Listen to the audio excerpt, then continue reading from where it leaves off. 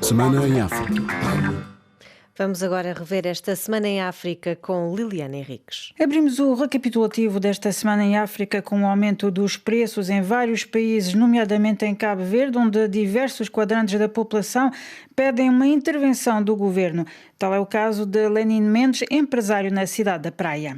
É uma coisa preocupante subir de preço e na todo nível, no todo, principalmente produtos alimentares, preços estão um pouco mais caros. Nem tudo é derivado da conjuntura internacional, só pelo facto de um produto subir preço. Muitas vezes produtores, comerciantes estão subir preço e está subir por subir. Nunca tem uma lei para regular, para falar limite de subir até ali, ninguém que fiscaliza, ninguém que controla. Na Guiné-Bissau, o governo fixou os novos preços do arroz, açúcar e farinha de trigo no intuito de se adequar às consequências da guerra na Ucrânia.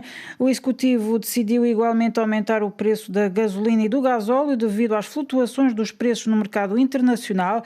Desde esta sexta-feira, o preço do litro do gasóleo passou a cerca de 1,16 € e o valor do litro da gasolina de cerca de 1,15 €. Em Moçambique, o preço do combustível também está a elevar-se, o que gera algum descontentamento. A meio da semana, depois de 4 dias de bloqueio, os transportadores de Nampula, no norte do país, indicaram que iriam aumentar a tarifa dos chapas para se adaptar à nova conjuntura.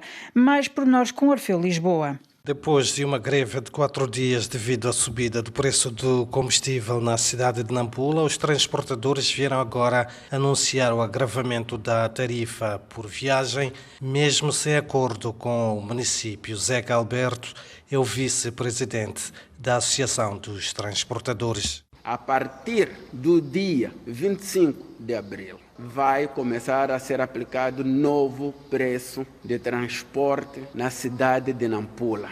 Portanto, o preço vai passar a ser 15 meticais, não serão mais 10 meticais. Acrescido a isso, a Associação Moçambicana das Empresas Petrolíferas revelou que no prazo de 30 dias, até menos, em alguns casos, o país poderia enfrentar uma penúria de combustíveis. Em causa está uma dívida do Estado moçambicano para com os operadores do setor. Mais pormenores novamente com Orfeu Lisboa. O nível de alerta de Moçambique vir a enfrentar a ruptura de combustíveis nos próximos 30 dias é alto, é o que diz o presidente da Associação Moçambicana das Empresas Petrolíferas, Michel Lucena. A situação é justificada pela falta de fundos pelas importadoras que apontam o governo como a fonte do problema.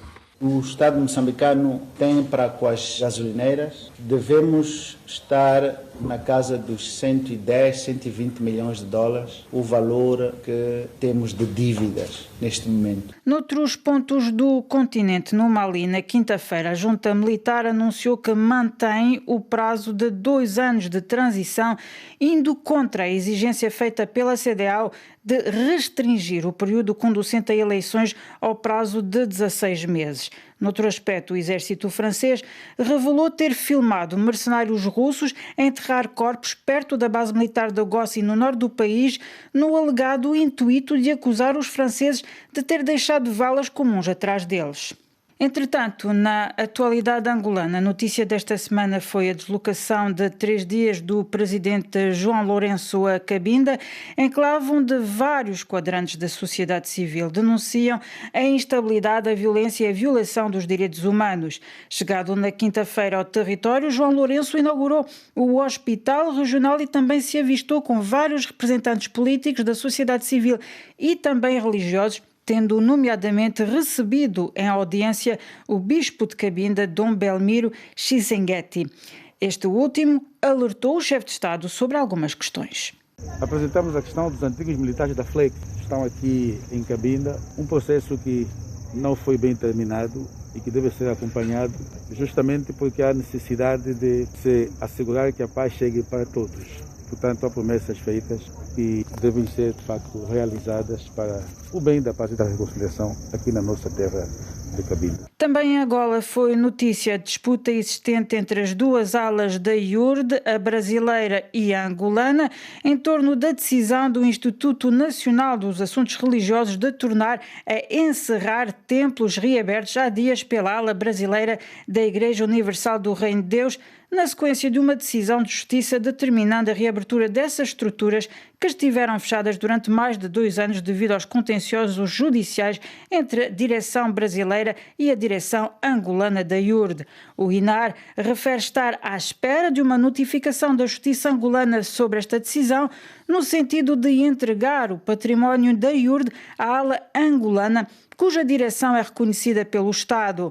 Uma posição saudada nomeadamente pelo pastor Jimmy Inácio, porta-voz da direção angolana da IURD. O Estado não vai entregar o patrimônio da igreja apreendido a pessoas que eles não reconhecem. É certo que o patrimônio deve ser remetido à direção legítima. Ouvindo essas informações, a ala brasileira invadiu os templos que ainda estavam apreendidos. Como o processo fechou, o INAR tem que fazer a devolução dos templos à legítima direção. É o que está a acontecer. O tribunal vai notificar o INAR e o INAR vai, com certeza, entregar o patrimônio da igreja aos legítimos. Já a ala brasileira refuta esta decisão, como refere o nosso correspondente Francisco Paulo. O líder da Igreja Universal do Reino de Deus em Angola, Alberto II, acusa o Instituto Nacional para os Assuntos Religiosos de chamar a si a decisão de quem vai liderar os templos da Igreja ao repetir o acordo do Tribunal Provincial de Luanda. Falando esta terça-feira em conferência de imprensa em Luanda, o religioso classificou a atitude daquele órgão como um insulto aos fiéis da Igreja Universal do Reino de Deus em Angola. Para Alberto II, depois do julgamento de alguns responsáveis que pôs fim ao litígio que opunha a liderança angolana e a brasileira, a Igreja passou a ser una e indivisível.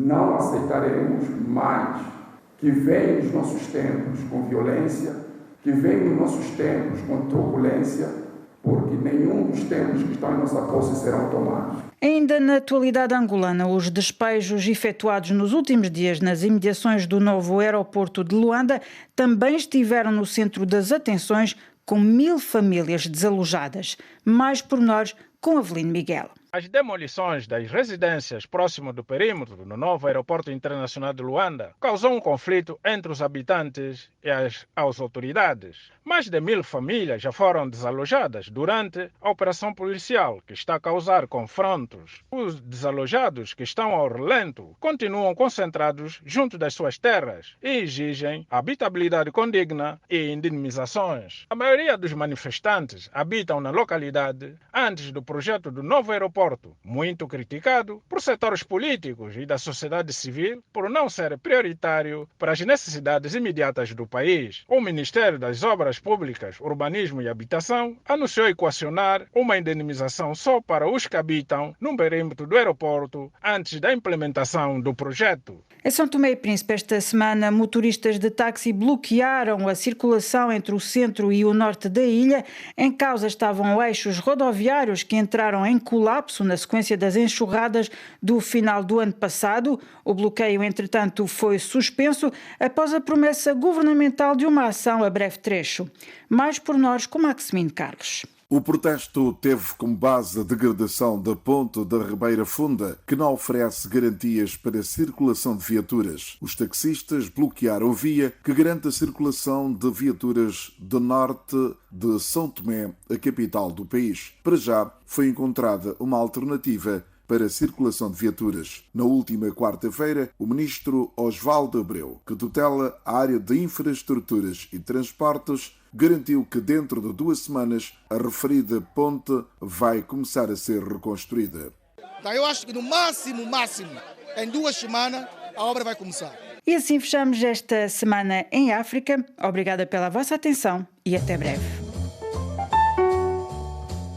É o ponto final nesta emissão. Pode continuar a acompanhar-nos na nossa página internet, RFI Português, também no Facebook e no Twitter. Obrigada pela sua companhia e até amanhã.